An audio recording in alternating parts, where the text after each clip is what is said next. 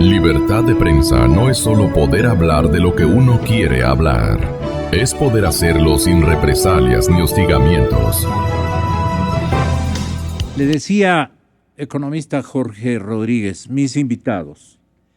Les decía, doctor Mauro Terán, les decía también mi invitado de excepción, Marcelo Merlo Jaramillo, excontralor general de la Nación. Les decía, ¿qué realmente hizo en América Latina Odebrecht, Jorge Rodríguez? Sí, buenos días y muchas gracias por la invitación. En primer término, hay que considerar que Odebrecht tenía los mejores ingenieros en América Latina. De definitiva, era una compañía que tenía un respaldo y un prestigio internacional con un trabajo espectacularmente bien manejado. Luego de ello tenía un banco, el Banco de Desarrollo del Brasil, que lógicamente, aparte del ofrecimiento de construcción, venía atrás un capital para financiar las obras públicas que se hacían en toda América Latina. Y tercero, tenía el poder político, porque tenía un monigote que hacía de presidente de la República, el señor Lula, que lógicamente influía políticamente en aquellos países en donde había intereses. ¿Era el lobista ciertamente de la empresa? Pero recuerde usted que cuando es expulsada la compañía Odebrecht del Ecuador, inmediatamente el gobierno brasileño retira el embajador. Y adicionalmente hace cierto tipo de amenazas al gobierno ecuatoriano. Formula amenazas a todo el país. Si es que no se llega a un acuerdo, había el problema de que no nos iban a financiar la carretera Manta-Manaus. Y bajo esa fórmula de la carretera Manta-Manaus nos han tenido engañados durante tantos años que no ha seguido adelante. Pero aparte de eso, también hay que considerar que la compañía Odebrecht, con buenos ingenieros, con capital internacional que nos prestaban y con el poder político, había tenido ya 4 contratos con anticipación antes que acceda Correa al gobierno. Y eran contratos que básicamente habían tenido un largo periodo de incumplimientos. Le digo, por ejemplo, el caso de Carrizal-Chone. Le digo, por ejemplo, el proyecto multipropósito Baba. Los demás no, porque son más pequeños, como el aeropuerto del Tena o algún otro que me olvido en este momento. Son 4 proyectos que tenían con anticipación. Y hay que considerar también que luego de la pelea con la compañía Odebrecht y las compañías brasileras, Odebrecht regresa al país bajo el hombro, bajo el brazo, el proyecto de Manduriaco. Ellos vienen, golpean la puerta y vienen con financiamiento de $82 millones para esa construcción. Y le piden que el gobierno financie la diferencia a 130, 134 millones, no digo la cantidad exacta, para efectos de poder regresar nuevamente. Ellos son los que trabajan en esas condiciones. ¿Y era un comité interinstitucional el que manejaba el tema de Manduriaco? Originalmente era esta oficina que era de preinversión, que operaba a nivel de la oficina de planificación de la Presidencia de la República. Posteriormente, esa función le delegan al Consejo Provincial de Pichincha, que organiza cierto tipo de empresas públicas para el manejo justamente de estos proyectos hidroeléctricos. Ustedes le investigaron a esa circunstancia. ¿Qué pasó de ese proceso de investigación? ¿Qué pasó de eso y qué pasa hoy día? Realmente estamos absolutamente contentos de que comience a aparecer la PUS en ese tipo de contratos, porque esa primera denuncia de la Comisión Anticorrupción significó 3 procesos legales, 2 penales y 1 civil. Imagínese usted, el ex ministro de ese entonces, el ex ministro de electricidad, Albornoz, que hoy está de candidato a asambleísta, nos hizo una demanda, una querella por $1 millón a todos los miembros de la comisión, por el tema del sobreprecio o de los contratos adicionales que sobrepasaban lo que dice la ley en el proyecto Manduriaco. Luego de ello, el propio prefecto provincial también tenemos una demanda civil de $3 millones y uno adicional del exgerente de Hidroequinoccio, que tenemos una demanda de $1 millón. Imagínese usted, La Comisión Anticorrupción descubre con anticipación un tema que hoy es ratificado a nivel internacional por intervención de los gringos. Porque si no fuera en los Estados Unidos quien hubiera accedido a obligado al Brasil a que comparta ese tipo de documentos, pues básicamente, posiblemente... ¿Fue el Departamento de Justicia? Hay investigadores norteamericanos desde el Departamento de Justicia, exactamente que en el caso de FIFA, en donde se obliga al gobierno brasilero el que provea los datos correspondientes. Pero son datos parciales.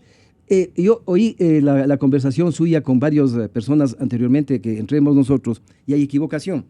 Porque no es cuestión de que ahí tiene un beneficio de 130 y pico millones que dice el periódico. Si solamente el contrato del metro supera los 1.600 millones, pues. Claro. Y todos los demás contratos llegan a cerca de un poco más de los 3.000 millones de dólares. Y le están aludiendo a la primera y segunda, digamos a la primera fase. A la primera fase. Y los 31 millones de dólares apuntan específicamente no a toda la vida útil de esta compañía o que no es tan útil esa compañía aquí en el Ecuador. Están hablando del año 2008 al 2016. Posiblemente lo que recién establecen en los medios de comunicación es una parte inicial de la contratación inicial de este gobierno, en donde se puede hablar de una cantidad como la que está expresada por la investigación norteamericana. ¿Usted tiene una primera referencia u observación o preventiva que usted pueda formularle a la culta ciudadanía bien enterada que nos sintoniza en este momento respecto del metro y Odebrecht? ¿Tiene alguna información anticipada, excontralor del Estado, doctor Marcelo Merlo Jaramillo? Gracias por invitarnos esta mañana y compartir con personalidades sobre un tema que tiene que ver mucho con una preocupación general de los ecuatorianos. La corrupción. El tema de la corrupción. Bueno, las revelaciones que acaba de hacer el Departamento de Justicia de los Estados Unidos son altamente preocupantes desde varios puntos de vista. Lo primero, el Ecuador es un país que tiene poco más de 16 millones de habitantes. Ellos hablan de que el total de estos pagos a los agentes públicos de un grupo de países, respecto a los cuales el Ecuador no es más del 5% en población. Sin embargo, el porcentaje, cuando uno hace un cálculo, de la corrupción en el Ecuador es mucho mayor al promedio de los demás países que cuyos pueblos están siendo afectados por este caso. Bien. Por otro lado, no olvidemos que el 4 de abril, estamos ya terminando el año, licenciado Rosero y amigos Jorge y doctor, estamos terminando el año. El 4 de abril, ya han pasado casi 8 meses, oficialmente se dijo, porque ya Marcelo Odebrecht, padre, no quería... Marcelo mismo se llama. Sí, no quería que su hijo pase a la historia como el gran corruptor, sin que sepan quiénes son los cómplices y los coautores de ese delito. Y como bien decía usted, Gonzalo... Para dispersar el efecto, claro, seguramente. Como usted bien decía, pues para efectos de acogerse, y que el doctor Mauro Terán es el conocedor de esta materia, a algún sistema de beneficio en materia penal, al proceso abreviado, le dijo a su hijo, honre el apellido, por lo menos, para que en el continente los otros corruptos, los gobiernos, fue enfático Marcelo Odebrecht, padre, para que los gobiernos corruptos que han estado en el negocio perverso tuyo, también sufran las consecuencias. No solo tú, como hijo mío, sino también los gobiernos corruptos. 4 de abril del 2016. Y se dijo pues que se iba a investigar a través de la Contraloría y de otros organismos, Fiscalía. El fiscal también habló y ojalá nos estén oyendo tanto el señor Contralor como el señor fiscal. Aquí están las declaraciones de ese día, en donde ellos dicen que van a colaborar, porque ¿cómo puede ser posible que se esté haciendo alusión a personas del gobierno que están en este negociado y que iban a investigar a todos los contratistas, Odebrecht era la contratista, a todos los funcionarios públicos que habían contratado con Odebrecht, que iban a investigar sus cuentas, los sobreprecios. Estamos terminando el año y, como decía Jorge Rodríguez, esto ha quedado en el aire, en el limbo. Y tiene que ser el Departamento de Estado de los Estados Unidos, el Departamento de Justicia, el que nos haga acuerdo de que hay una deuda contra el pueblo ecuatoriano.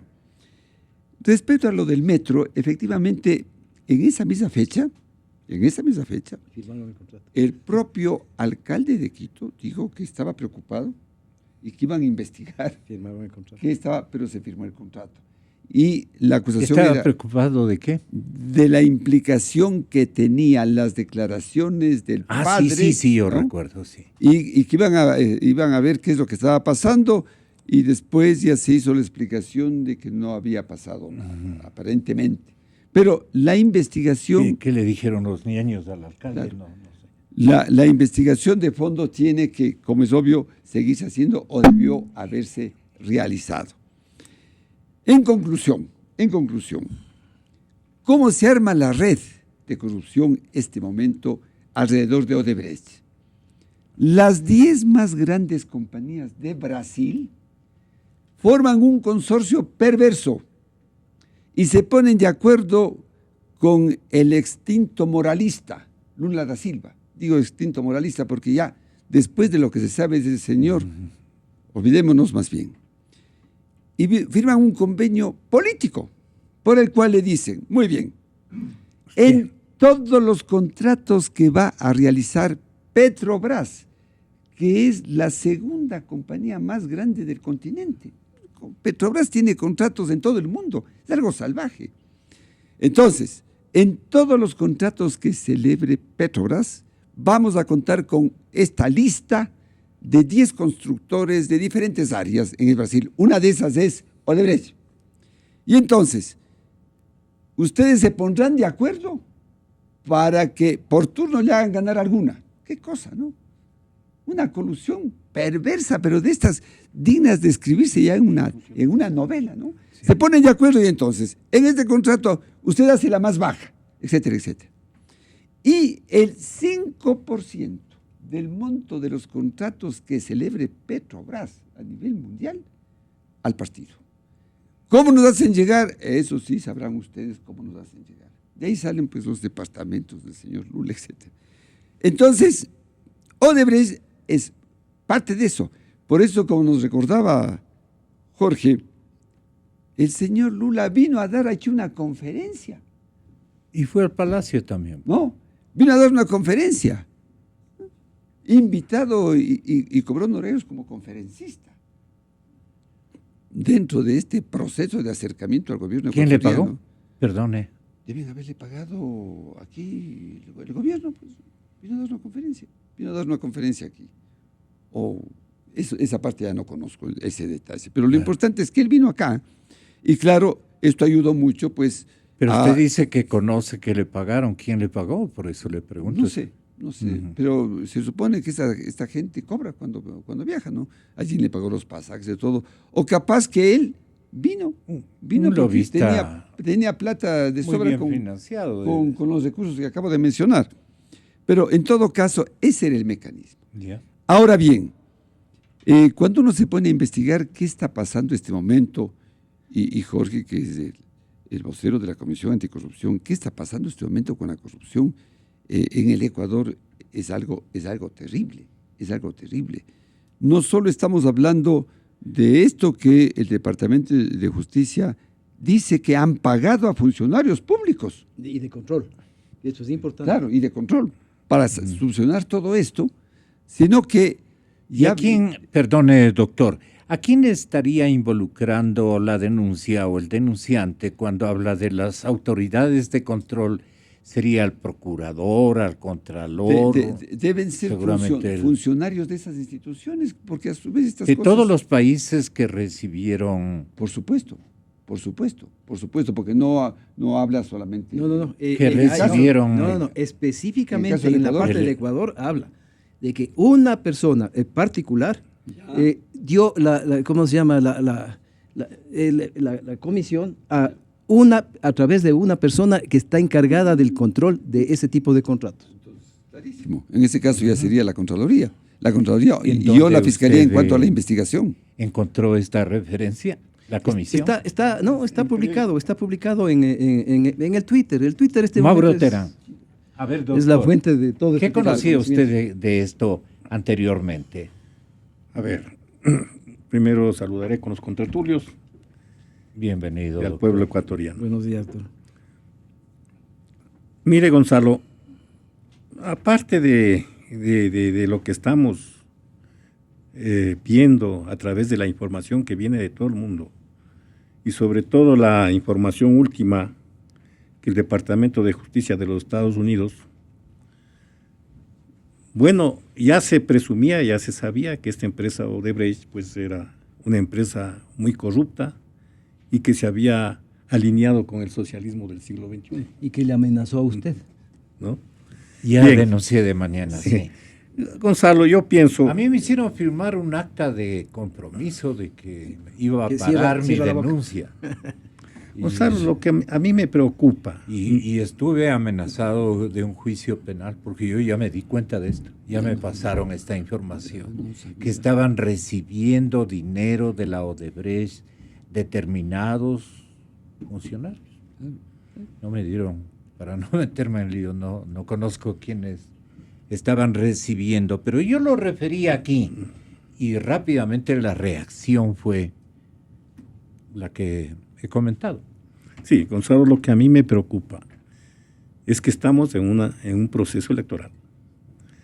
Y en este proceso electoral, frente a estas tremendas, graves denuncias, frente a Y estos sospechas. hechos y sospechas gravísimas, ¿no? Los candidatos no entran a debatir a fondo el problema de la corrupción. Simplemente dicen, bueno, combatiremos la corrupción. Acabo de escuchar Todos. que se va inclusive a convocar a una consulta popular Consúltele a para echar Sandra abajo Moncayo. los organismos que han venido consolidando el poder absoluto en este país. Pero eso me parece también un absurdo. No le están diciendo la verdad al pueblo ecuatoriano. Que nosotros sabemos, en el supuesto de que este gobierno pierda las elecciones y aparezca un jefe de Estado de oposición, ya dicen que van a convocar a consulta popular para echar abajo las... Eso no lo van a poder hacer jamás, porque va a seguir gobernando el correísmo a través de los entes, el Consejo de Participación Ciudadana, el Consejo Nacional Electoral, la Corte Constitucional, van a seguir gobernando pues en este país y no les van a permitir jamás una sola consulta popular que afecte la estructura correísta. Pero lo señalan. No le dicen la verdad al pueblo. La única salida que tiene este país y la única salida para echar abajo este régimen absolutista es asamblea constituyente. Y es el único caso en que al convocarse asamblea constituyente no tiene que ver nada la Corte Constitucional y solamente el Consejo Nacional Electoral tendría que dedicarse al aspecto mecánico de la consulta y nada más. Pero no lo dicen eso. No lo dicen, tienen terror a la consulta popular. Y además en el problema de la corrupción, yo he notado que también una actitud timorata de los candidatos. Por ahí hablan y se dicen, hay que perseguir hay que luchar contra la corrupción, pero no hay que tener cacería de brujas. Sí, exacto. Hay que, sí, Qué no bien, entiendo, por ahí cortar la mano. Eso no es nada. Qué bien. Mire, Gonzalo, yo propuse aquí en esta emisora y vale la pena reeditarlo hoy. Propuse un verdadero... comprometidos los candidatos sí, a los rabos no de paja. fiscalizar. El correísmo es poderosísimo. Se ha conseguido eso, es gravísimo. gravísimo para el pueblo, poderoso para el correísmo, pero gravísimo para el pueblo. Gonzalo, recuerde que aquí yo propuse hace un tiempo atrás, será un mes y medio, la realización de un verdadero pacto ético y moralizador entre los candidatos a la presidencia. ¿Qué planteaba yo en este pacto ético?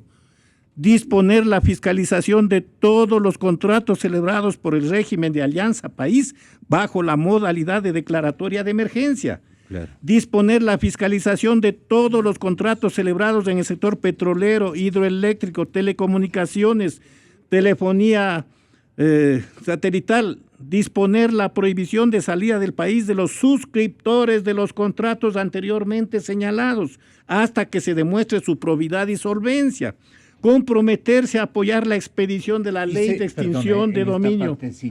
¿Se puede? Sí, se puede. El Comité Ciudadano de Lucha contra la Corrupción podría estar solicitando la lista de quienes contrataron con Odebrecht a nombre de la institucionalidad ecuatoriana. Yo creo que eso es una obligación de proveer. Tienen que otorgar la información, pero no lo van a dar a la comisión. Jamás. Dice, vea, Gonzalo, esto es lo importante, comprometerse a apoyar la expedición de la ley de extinción de dominio que permita al Estado recuperar vía acción civil el producto del enriquecimiento ilícito, bajo el principio de que quien no pueda justificar el origen lícito de un bien, o si lo ocultó en sus declaraciones patrimoniales, lo pierde en beneficio del Estado. Eso es fundamental. Comprometerse a crear el ente administrativo que se encargue permanentemente de la recuperación del enriquecimiento ilícito del no justificado. Conceder acción pública para la denuncia de casos de enriquecimiento ilícito o no justificado, posibilitando que el denunciante positivo y veraz pueda recibir un beneficio porcentual de lo recuperado por el Estado. Es decir, remunerar la denuncia efectiva, ¿no? Y comprometerse a propiciar los cambios institucionales, legales y constitucionales necesarios para consolidar la independencia de los órganos de control. Esto es lo que habíamos propuesto, pero nadie se hizo eco. Inclusive la prensa lo publicó, nadie se hizo eco. ¿Por qué? Eso es lo que no se entiende. Pero aquí lo dijimos reiteradamente. Seguramente. Y la Comisión Anticorrupción también planteó algo absolutamente parecido a eso. La ley de extinción de dominio, Gonzalo, yo la seguiré manteniendo hasta que alguna vez sea realidad, porque eso sí es un gran mecanismo que va no solamente a permitir la recuperación del enriquecimiento ilícito, que podría ser también una de las perspectivas macroeconómicas que podría pensar este país, si se considera que en este régimen por lo menos 30.000 millones de dólares se ha llevado la corrupción, y si se podría recuperar 20.000 millones, bueno, pues bien, pónganse a pensar qué beneficio tendría presupuestariamente el Estado ecuatoriano. Pero no hay la voluntad política de luchar contra la corrupción, eso es lo que no se ve. Y no hay ningún candidato que asiente ese compromiso con el país, ¿no? La corrupción es una cosa, es una nube. Es algo... Pregunta final para el excontralor Marcelo Merlo Jaramillo, si es tan amable, doctor Merlo. ¿Qué les pregunta usted a las autoridades de control de este momento? ¿O a qué les desafía? Frente a la denuncia de la noche de ayer del Departamento de Justicia, están obligados por ley, porque las leyes obligan no solo a las autoridades, sino inclusive a funcionarios en general. Cuando se tiene conocimiento del cometimiento de un delito, de una infracción, es obligación ipso iure, ese momento, iniciar la investigación y procurar la sanción.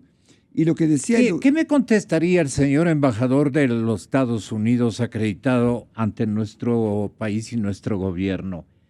El instante en que yo le preguntaría, embajador, desde ya le pregunto, el Departamento de Justicia y el Departamento de Estado, ¿qué instrucciones le han dado a usted para que supervigile? Porque no nos hagamos... La única forma de poner en orden las casas latinoamericanas, por ponerlo en esos términos, es la intervención de la institucionalidad. ¿Por qué a los norteamericanos? ¿Por qué los norteamericanos son capaces de obtener la información del Brasil y el Ecuador no ha hecho ni un solo movimiento para efectos de obtener la misma información? La interrogante. A lo mejor lo